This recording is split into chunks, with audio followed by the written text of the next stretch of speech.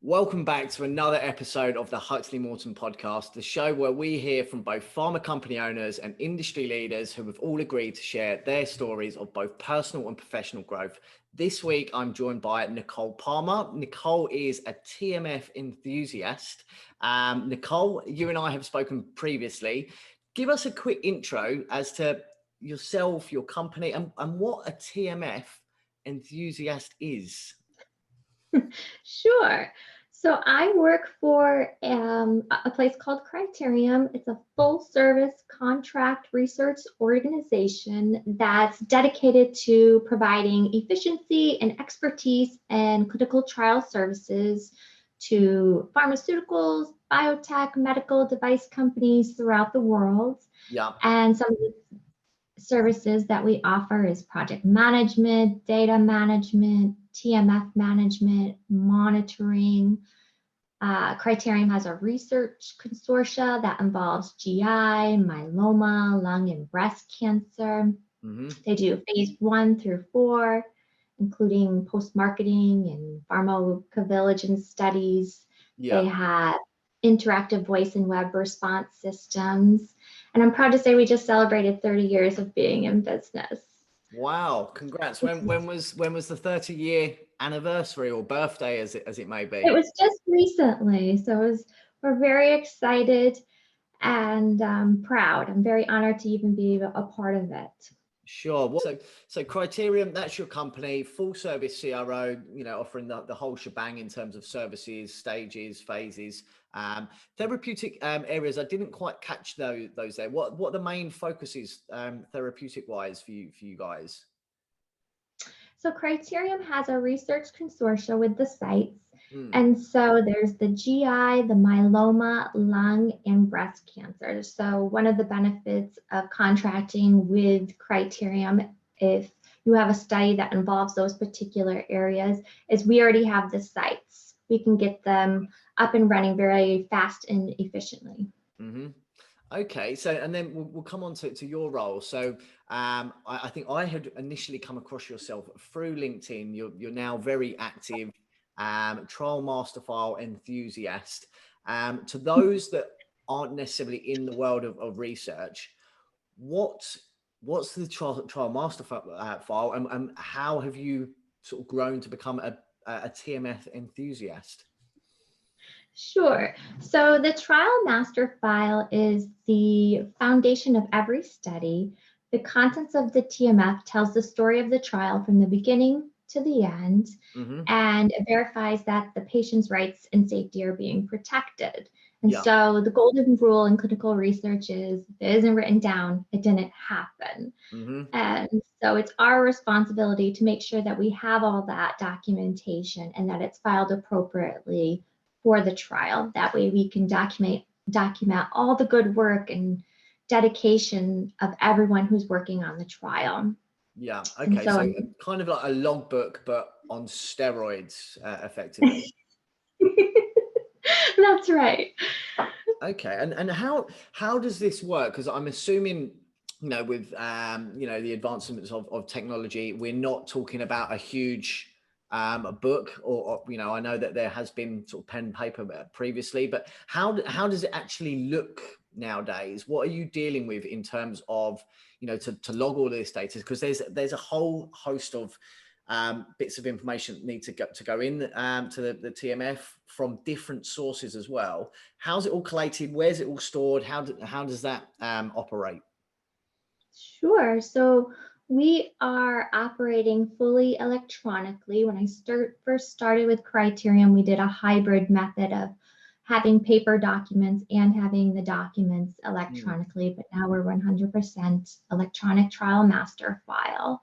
Nice. And yes, and our goal is to be inspection ready at all times. So if an auditor and an inspector were to come in, we are ready to rock and roll. We will pass that audit flying colors. Good to hear. Good to hear.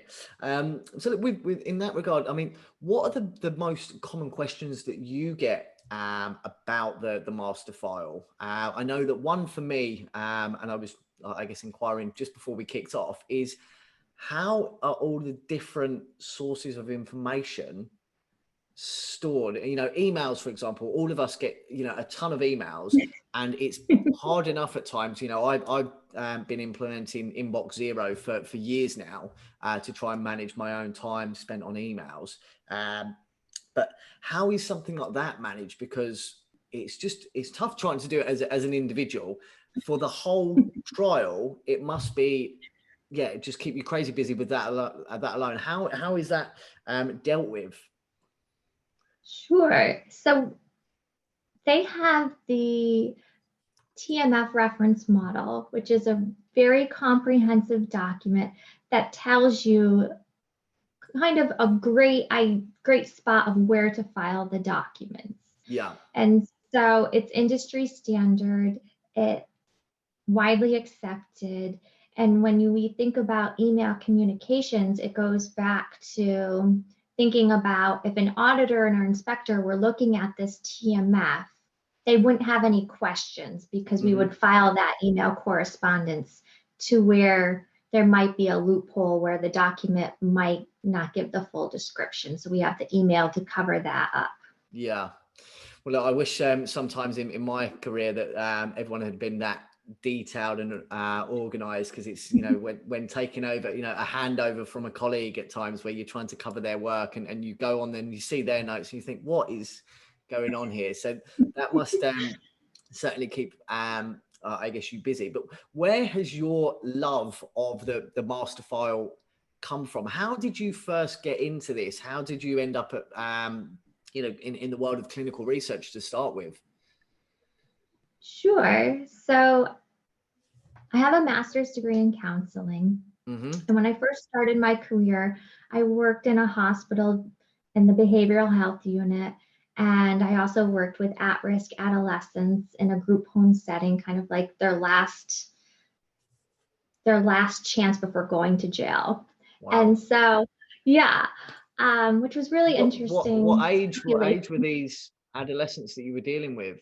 What was the age range there? Anywhere between 12 and 16, and it was a male group home. And so I did that for a long time. And then my husband, who's in the pharmaceutical industry, got a 2-year contract to work up close to the Canadian border. And so jobs were really scarce up there. There wasn't a lot of opportunities. And so I took a medical assisting position, and I did that for the 2 years and learned so much in the field. But after that 2 years, we realized we wanted to be closer back to our family. And so I started to look for jobs back home and continued to work in the medical assisting field, and realized it was sort of a dead end road. You either have to become an LPN or an RN to learn new skill sets. Right. And I didn't want to do that. So I kept looking on Indeed for positions, and I saw an advertisement for a company called Criterium, and they were looking for a CTA/administrative assistant. And I applied for the job and was very happy and honored and blessed to accept it. And I've been here ever since. I was going to say, so it must be going quite well, because you've been with the guys now at Criterium since 2014, which I think is a credit both to you and to any company, because we all know in the world of pharma and CROs in particular that people move. And it's partly why my business exists as a recruitment business. People move a lot, and in the US, it's at will. So it's a very fast-paced market with a lot of turnover. So clearly, Criterium has managed to not only grab your attention sort of back in 2014, but keep it and keep you occupied. So talk me through how your role has evolved with them, and what has, kept you, I guess, loyal to them, where so many others do everyone's always looking for the next big thing, the grass is greener. What is it about Criterium that they're doing so well and that you love about the guys there? Sure. So I started at a very entry-level position, and I knew there would be room for growth. And it's one of those situations where you have to prove yourself in the industry and you just work your way up. And the more you want to learn, the more you'll grow. And if you show that to the people that you're working with, that they want to teach you, they want to help you, and they want to see you succeed. And I think one of the things that's really special about Criterium is we're very, very much like a family. So pre-COVID, when we were all in the office, there's some jobs where you know the CEO, you know his name, but you never really see who they are. Yeah. And at Criterium, they're a name and a title rather than a colleague. Exactly. And so at Criterium, you see the CEO every day come into work, and you don't get that everywhere. And not only that, he takes it a next step further and will walk around to each department and say, "Hi, good morning, how's your day going?" Which is really special. You don't get that everywhere. You don't know.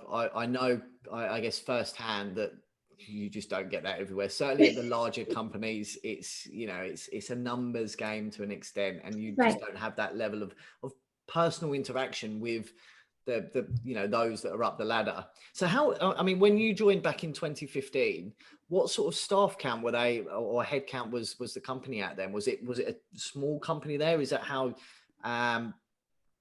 that you were so connected to the senior management team and the CEO, or are they a large company and this guy is actually just making time and an effort to actually go and see sort of a whole number of people? What sort of size business was it back then? Sure, it's a small to medium CRO, and I think it's one of those things where he really appreciates the people that work for him, and that's one way of showing it, because any CEO can walk in and go straight to their desk and shut the door. And all it takes is a couple minutes out of your day to just check in with your people and see how they're doing. Little small things, isn't it? I guess it's treat others the way you would want to be treated. And I saw a post by somebody on LinkedIn the other day saying you should treat your employees the same way you would want your children to be treated if they were in your organization. And that one that I probably wouldn't have considered that until a couple of years ago when I had my own sort of son. But now I that rings true, and it's just like it doesn't take much, does it? But it's a little thing like that then goes a long way, and clearly it has for yourself at Criterium. So look, you came in there and you were kind of administrative assistant CTA. You've now been with the organisation for, I guess, close to 10 years, nearly. I'm stretching that a little bit there, but how has your role developed whilst at Criterium? How is a day-to-day activity 2014? How's that changed over the years? We're just keep growing and growing, which I love. And the department's growing within, and people are getting promoted, which is wonderful. I love to just see people come in at entry-level positions and prove themselves, to see them grow and expand and really see their passion in clinical research. Okay. And I guess, outside of Criterium, I know that you're, as we've already covered, you're big on the TMF. I've since connected to yourself. I know that you're almost taking that same stance as almost your CEO, a bit of inspiration there, and now trying to help others and inspire others, not just who are working in exactly the same field, but anyone across clinical research. But one of the things that you told me, and I was fascinated by when you and I first spoke, was that you're now very active through LinkedIn, but actually you had deleted all social media, right? At one point. I did. When was it? How and what led you to that decision to do that? Because I think there's a lot of people out there that will be listening to this thinking, "Oh my God, that sounds amazing." What allowed you to actually say delete? it's hard to press the delete button, right? Yeah. So as soon as COVID started to come on and things started to shut down, there was a lot of negativity on social media. Mm. And I love positive people, positive vibes, positive energy. And so I wasn't finding value in the platforms because everybody was just kind of negative. And so I said, you know what? I don't need this. So got rid of Facebook, got rid of Instagram and Snapchat, Pinterest, all the platforms that I was on, Twitter. Wow. And I really thought it was just going to be, okay, I'll do this for a week and then I'll probably be back on. Yeah. And I never really activated the rest of the platforms, except I went back on LinkedIn. I missed the collaborations. I missed the networking and the sharing of information and helping people and sharing just the knowledge that I have. And, Yeah. you know, we all have this common interest in the clinical research industry where we want all these studies to be successful and we have a love of what we do. And I think we just need to start sharing it more. And I love being a positive role model and mentor for this industry. And it's truly an honor and a blessing to be a part of. Amazing. So I guess I know I see you active now because you and I are connected, but you know, what are the sort of things that you are, I guess, posting and doing to help and inspire others through LinkedIn and through what you're doing? Because look, I agree, there's so much negativity that sometimes you'll come across on, I mean, I don't actually have Instagram or Facebook, but for the same reasons, because there's so much BS on there half the time. Right. And you look at it and you think, how do these people who don't know the individual influencer that they're talking about have the time to go and write something negative when you think that they don't even know them? Like, it just, to me, it doesn't make sense. Right. But, you know, what is it that you're doing to kind of make a difference on that, you know, with your own posts through LinkedIn? And how's that going? Because I know that you said that previously you had quite a huge number of connections, and now you're trying to rebuild that after everyone had kind of blocked you and you know had to start from scratch. How's it going? You know, what sort of responses are you getting? Is it just from the US? Is it from around the world? What sort of feedback are you getting on LinkedIn? Sure. So when I decided to get back on LinkedIn, which I was shocked when I deleted my account, I thought all my stuff would still be there. And when they say you have 30 days to change your mind, they really mean it, or else everything will be gone. So I that said, was okay. the bit that I remembered, because you said some of the others you could reactivate, but LinkedIn, anyone who's listening, 30 days and you're out. So, you know, if you're going to detox and you're planning to come back, make sure it's inside 30 days. Or just delete the app on your phone and don't log on your computer. That would be my best advice. Yeah. Yeah. So I thought about, when I came back on, I wanted to really be that positive role model and help people in the clinical research industry, because there's not always a lot of resources out there for people just starting out. And so I started connecting with that type of population. Yeah. And I just started posting about the trial master file to see how receptive people would be. And people were loving it, surprisingly.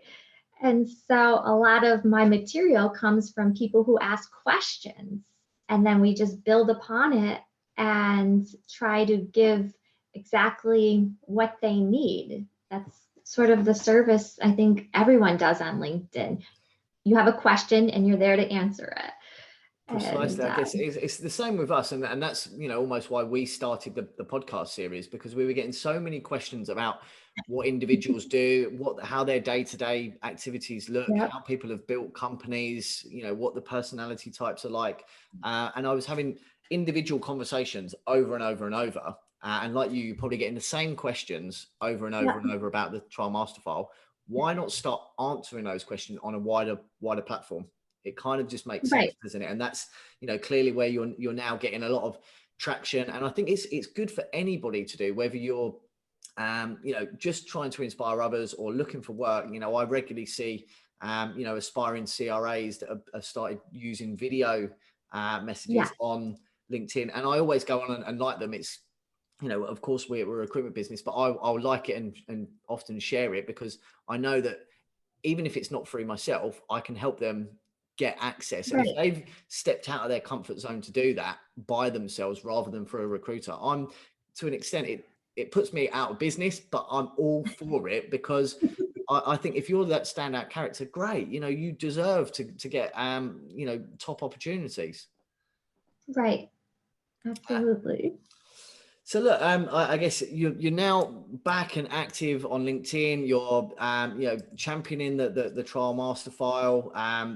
We know how you got into sort of the world of clinical research.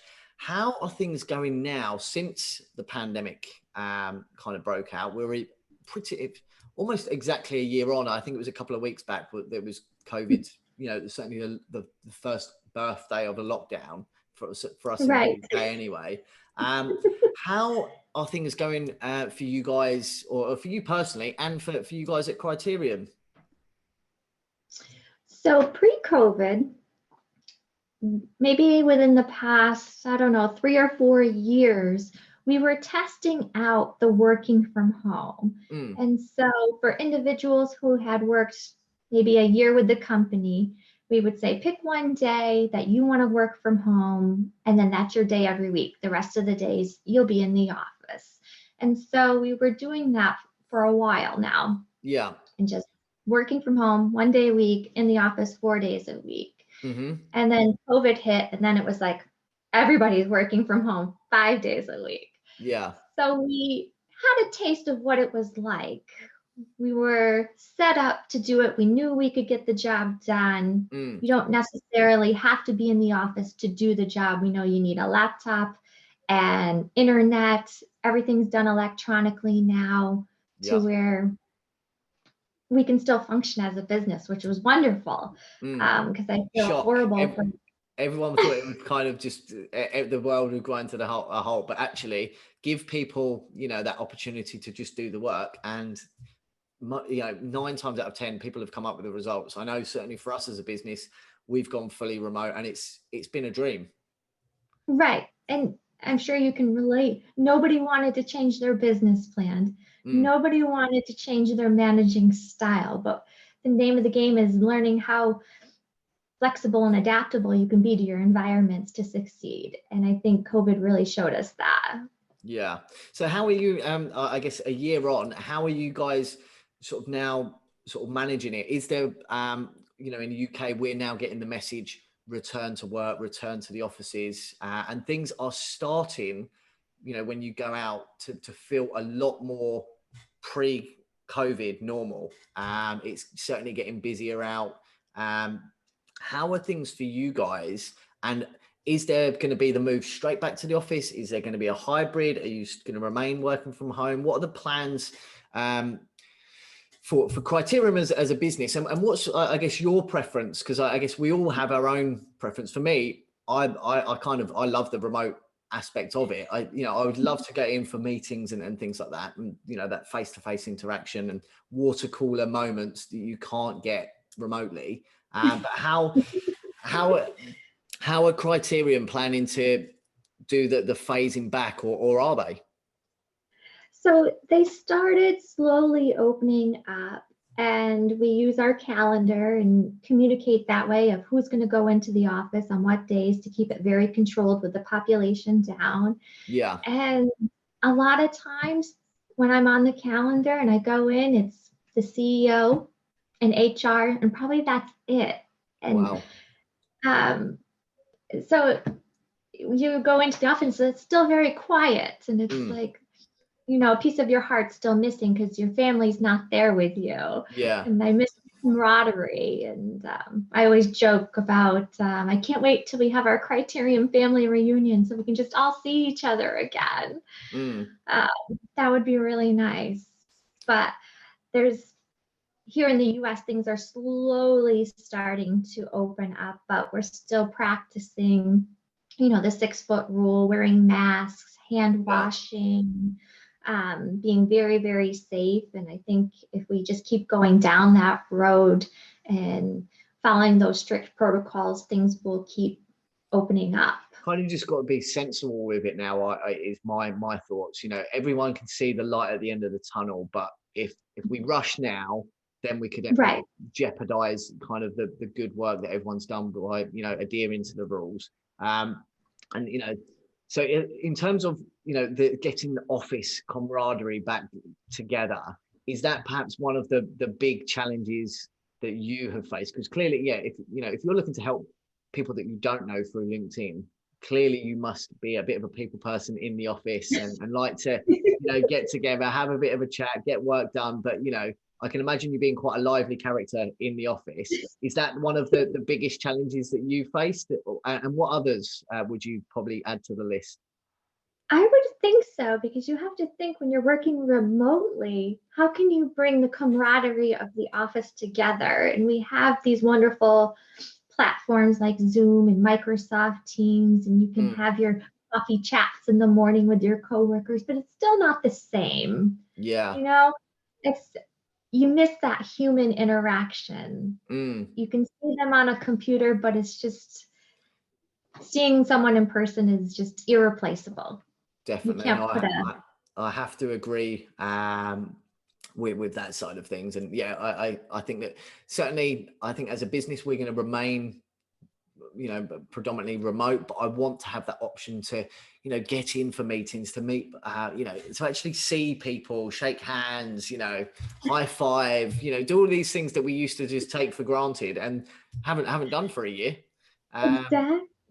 So and I don't know about you, but I miss my morning and evening commute. Just that maybe 30 minutes of mental preparation of, okay, this is how my day is going to go, and then at the end of the day, unwinding the transition. Yeah, I think a lot of people have, and I mean, I run the business with my partner Lucy.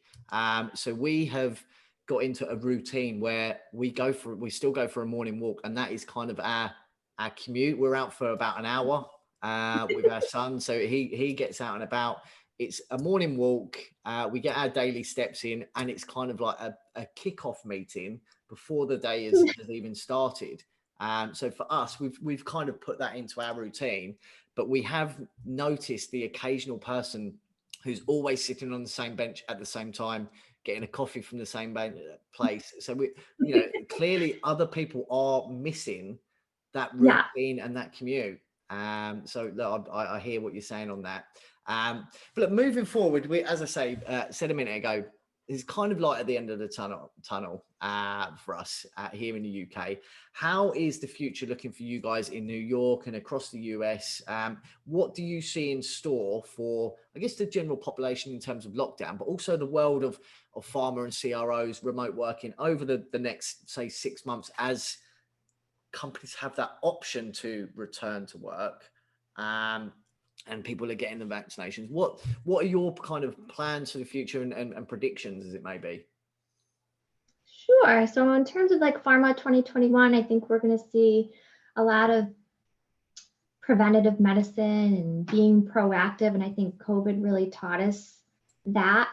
Yeah. And in terms of the vaccine, I believe in the principle behind vaccines, and I'm inspired by our understanding of immunology and infectious diseases.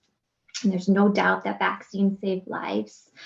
I think we need to be mindful regarding how individuals can respond differently to vaccines.